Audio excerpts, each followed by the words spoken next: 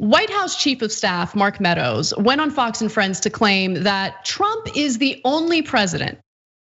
Trump is the only president to take out a terrorist, referring to the assassination of an Iranian general, Qasem Soleimani, which, by the way, was a terrible move by Trump, even though Soleimani is accused of all sorts of terrible things.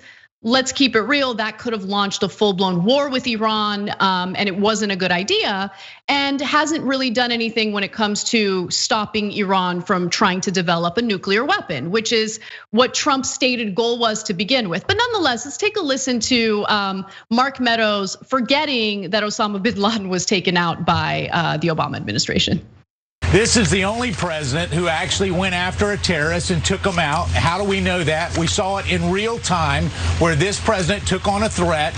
And Iran is the state sponsor, the preeminent state sponsor of terror. And yet John Kerry is supposedly going to applaud the efforts of the Obama administration.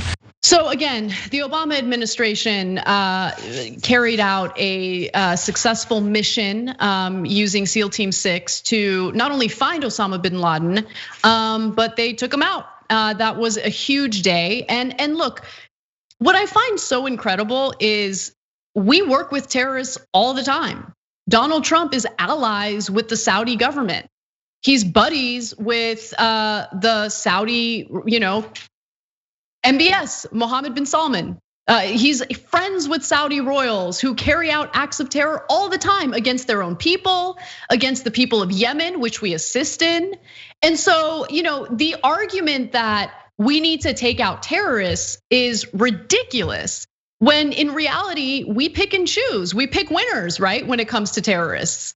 And with Osama bin Laden, that was a direct attack against Americans on US soil. With Qasem Soleimani, regardless of what you think about him, you have to go about things strategically. And what Trump did could have been a complete and utter disaster that could have led to a full-blown war. And the fact that Mark Meadows has this convenient, forgetfulness in this commentary, I think really does show you something. And the fact that he's celebrating what Trump did with Soleimani just shows you how Trump has just surrounded himself with yes men who refuse to ever, maybe give him a different perspective and tell him, hey, maybe proceed with caution when you carry out this foreign policy move because it could backfire tremendously.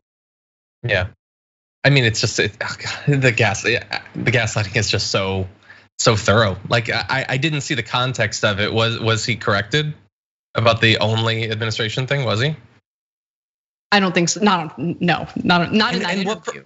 And what percentage of the people watching that thought, hey, wait, didn't that one terrorist I heard a lot about back in the day, didn't he die? It's, again, you can say anything you want and it almost never, 99% of the time, it doesn't matter and nobody cares and nothing happens, anything goes. It's 2020, get used to it. So let's fast forward to some more commentary on this because Brian Kilmeade of all people had some thoughts too. What's interesting is John Kerry, a little tone deaf, when he talks about bloopers overseas, he's the one who broke his leg riding a bike in France when he should have been working. And the guy he's endorsing, there's not enough editors in the world to put all his bloopers together on one reel. Okay, what's the bicycle thing? Who cares? So of course, Kilmeade failed to mention that Trump was at Mar-a-Lago at the time that Qasem Soleimani was killed, right? And the thing that drives me crazy is how even today they still make these arguments against Obama, even as Donald Trump does more of what they're criticizing Obama for. So hours before the US military sent a Reaper drone to kill one of the most wanted men on the planet, President Donald Trump was relaxing at his palatial Florida properties.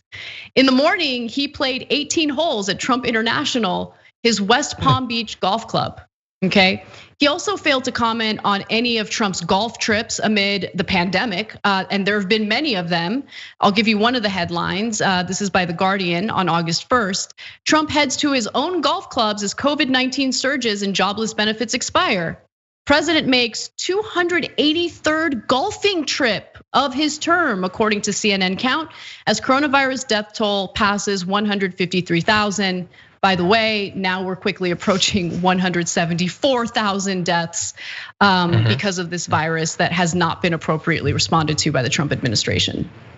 Yeah, last day report I saw was more than 1,400 reported in just one day deaths from that. And yeah, 283 golfing trips. I wonder, like, Brett is a gigantic golfer. Do you think that he's golfed 283 times in his entire life? I don't think so. I don't think he could.